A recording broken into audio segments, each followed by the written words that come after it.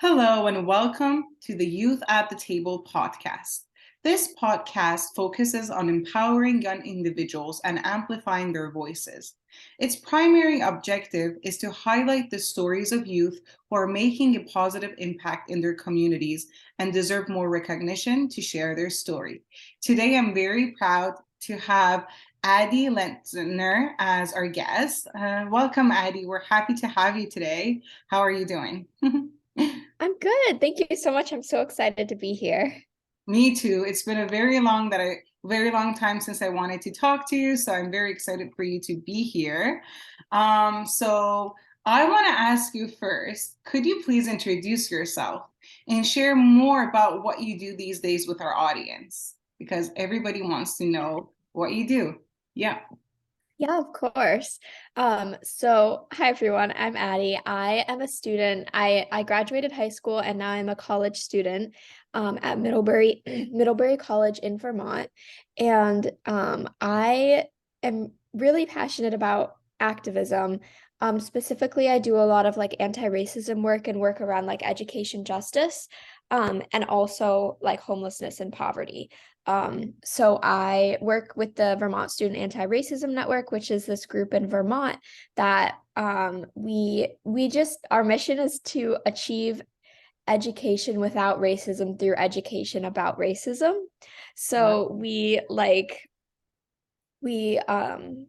bring books into classrooms about race and like talk to kids about it, and we create lesson plans and just work with young people, because we believe that like if we change these mindsets early and like teach kids about anti-racism early on, then ultimately we'll have a better society. So that's like one thing. I also work for Our Turn, which is an education justice like national US organization, and do a lot of work around that and just like organizing around education equity and specifically like racial justice and like equitable like funding of schools and things like that.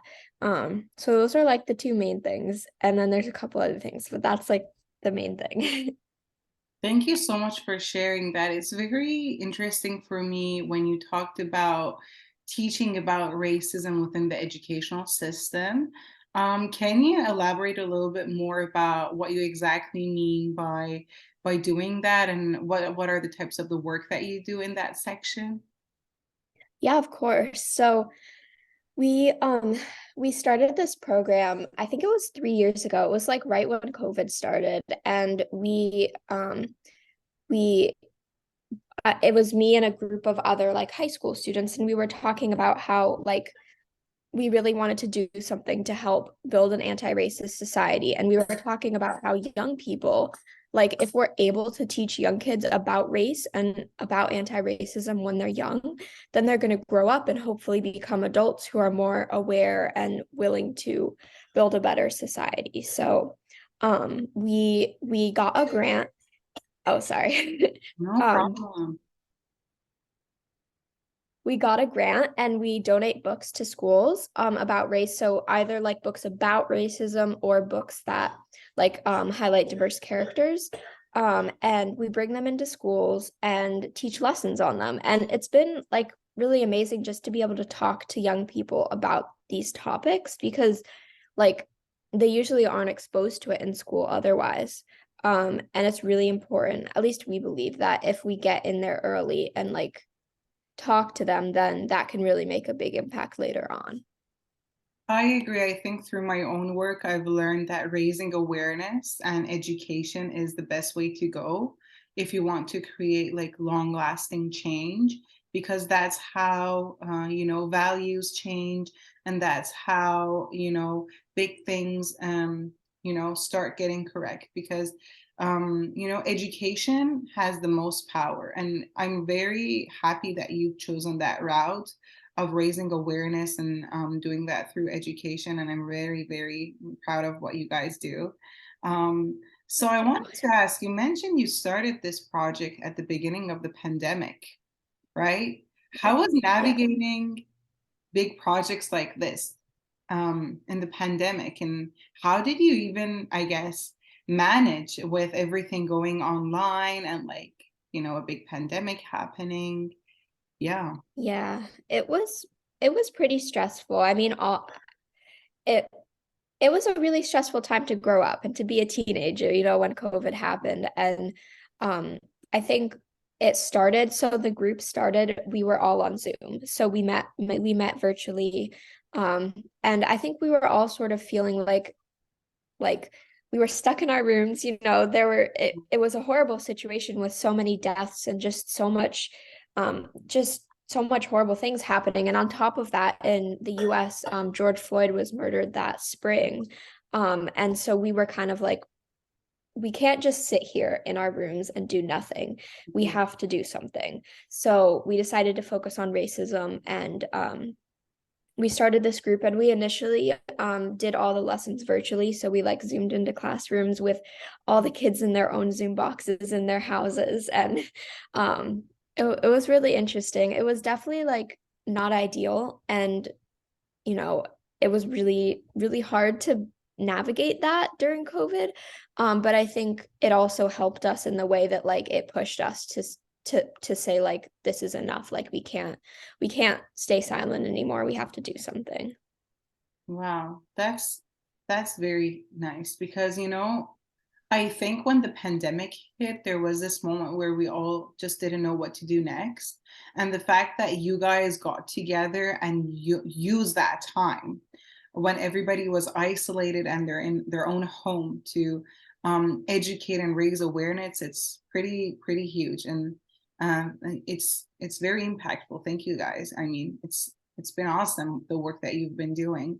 And if you want to share more about the challenges, what would you think is one of the biggest challenges that you guys and youth advocates face and how do you overcome these challenges? I think like honestly, I think this is kind of like a challenge and a like positive thing, but Right. just like working with people and trying to like kind of rally together all these different perspectives and how to like, because I think one thing we've run into a lot is like when we're doing in Visarn, we're doing like legislative work or working with teachers, and a lot of the time they don't agree with our values. And so we have to like navigate those conversations. And we met once with we were doing a bill in the Vermont legislature, and we met with a very conservative group Right. and talked with them. And it's just things like that that I think have been hard because we're all people at the end of the day, right? And we should work together and reach across the aisle and collaborate. But it can be hard sometimes to sort of come to agreements. And I think also another thing is that like a lot of people see a group of youth and like think like don't give us much credit. Like they sort of think like, oh, they're just young people. They don't know what they're doing. They're just passionate and idealistic. And I mean, yeah, we are, but like we're also hoping to make real change. And I think I wish more adults would take us seriously. That's very fair. And I think I've been there as well, working with a lot of youth and being a youth advocate. There's been times where I would have wished to be taken more serious. Or, for example, the set of recommendations we give to the governments or different organizations are more heard and taken more serious. But I think it's very important for our voices to exist, and youth voices can really create change even if they're not taken serious all the time, and we have to work towards making us more heard and a different perspective being on the table. And that's why we exactly created this podcast, because I thought that youth voices are not being as heard as they should be.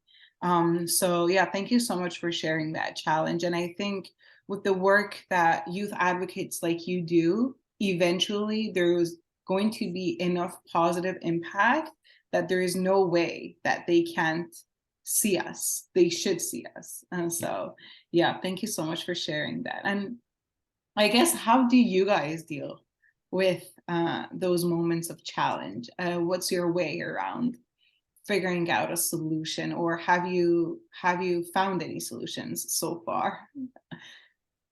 Yeah, I think like Well, I think to the youth not being taken seriously, it Mhm. kind of just you have to prove yourself.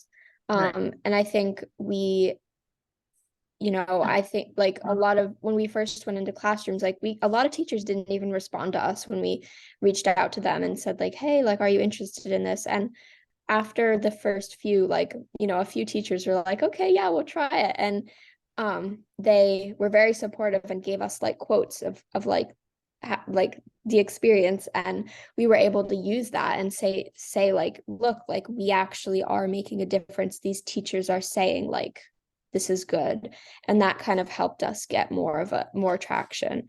um so it's kind of like you have to just do the work, and it's like when you do the work, then that's yeah, then things will sort of hopefully fall into place. Right. um Yeah, and yeah, it eventually pays off because if there is just one supporter, then it can grow into bigger right. movements. And I think it's a very important thing to mention here that adults supporting youth advocates can lead to very big impact. So if Mhm. you are an adult listening to this podcast, any kind of support you can give in the educational system or in the advocacy system to young advocates, it would be very much helpful to us young people. And thank you so much, Addie, for sharing that. It's very important to make that be known. So for the next question I want to ask, how would you recommend other youth who are also interested in the work you do and in advocacy to get involved in their communities? How should they start? What should they do? What would you recommend? Yeah, I think honestly, you have to find what you're passionate about, and whatever that is, then you just sort of go with that. Like for me, I was not like a very outspoken kid when I was younger. And then like I started sort of reading about different injustices and experiencing different things that were unfair in society, and that sort of pushed me and got me passionate and made me feel like I had to get involved. So I think I'd suggest like just finding what you're passionate about and then allowing that to sort of guide you.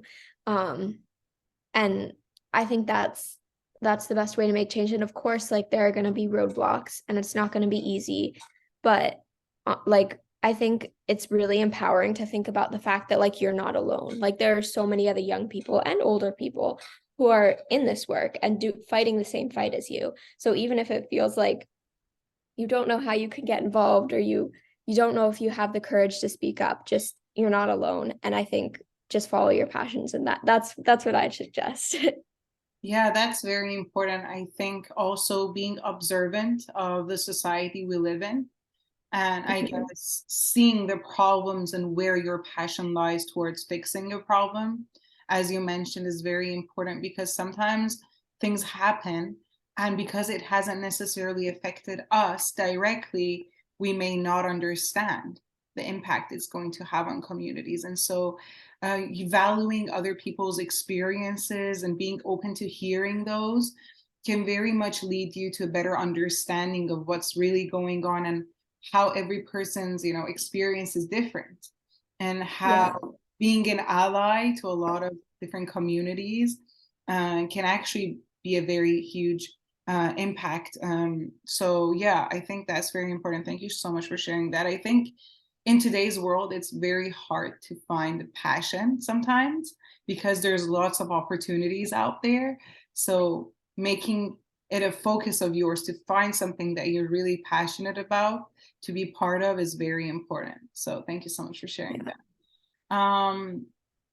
So if there was to be an advice that you would like to share with other youth and your peers, what would that be? And maybe what you've learned in your work through advocacy, what would you like to share? I'd probably share, I guess, a couple of things, but one is like just to really listen. Mhm. Um, I think, a lot of times it's easy to just kind of go forward and just do the work, but I think it's important, like you said, like to listen to other perspectives, and also like really go in depth, and not because I think like it's tempting to just want to say like, okay, like we can just bring these books into schools and then everything will be good. But like sometimes it's about actually like having those difficult conversations and talking about racism and talking about police brutality and all of these things, and really like going in depth, because that's the way you make change. So I would suggest like be comfortable being uncomfortable and have those difficult conversations and really like try to dig in, because honestly, I think that's the way we're going to change society.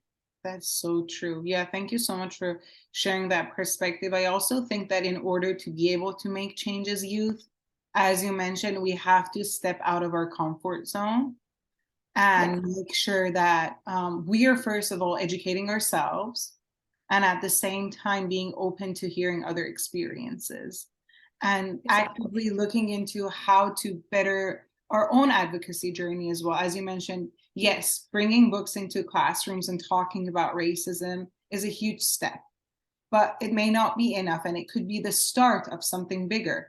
And it's very important for other youth to learn about it and be on board of for that big change for the future, because we will be the next generation of leaders, principals, people leading different movements, and it's very important to be as educated as possible as a young person to be able to be effective in those scenarios. So yeah, thank you so much for sharing that. Yeah. Is there anything else you want to add to what you mentioned right now?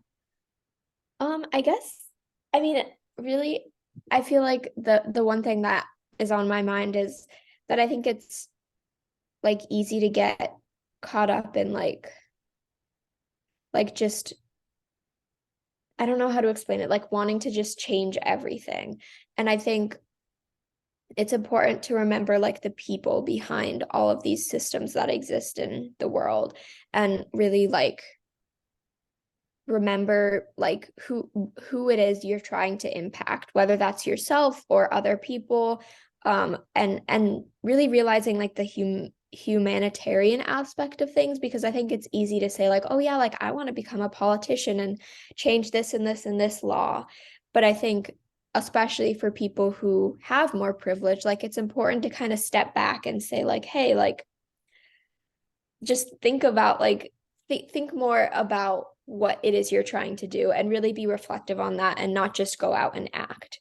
I think is something I've been sort of trying to reflect on a little bit personally, and just like yeah, just trying to make sure there's equity and that in the process. Yeah, that's so true. I think from my own work, I've also learned that to be an advocate comes with a certain responsibility and also privilege. And there are a lot of youth out there who don't have necessarily that voice to be heard. Right. And so making sure that you are allowing as many as different perspectives and young people from different backgrounds to be heard in the work that you do, and making sure that you're as equitable as possible in the path you're creating is very important. And that's something that I had to learn as well, because us being here, being able to talk about our own advocacy work itself is a privilege. Yeah. So we have to take that very seriously and make sure that we're acting as responsibly as we can. So Yeah. thank you so much for touching upon that. And it's been amazing talking to you about all these different questions and what you've been doing. And I want to ask you, feel free to share anything you're interested in and we haven't touched upon as your very last, talk to our audience. I would love to hear if you have any advice, suggestions, anything you would like to share with the young people.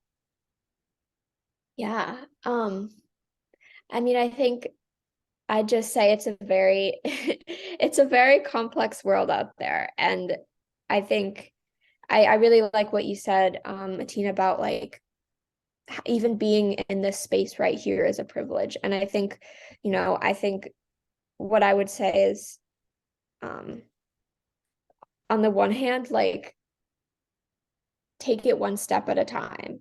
And like, but I think at the same time as you do that, like you have to think, like keep in mind the complexities of the world.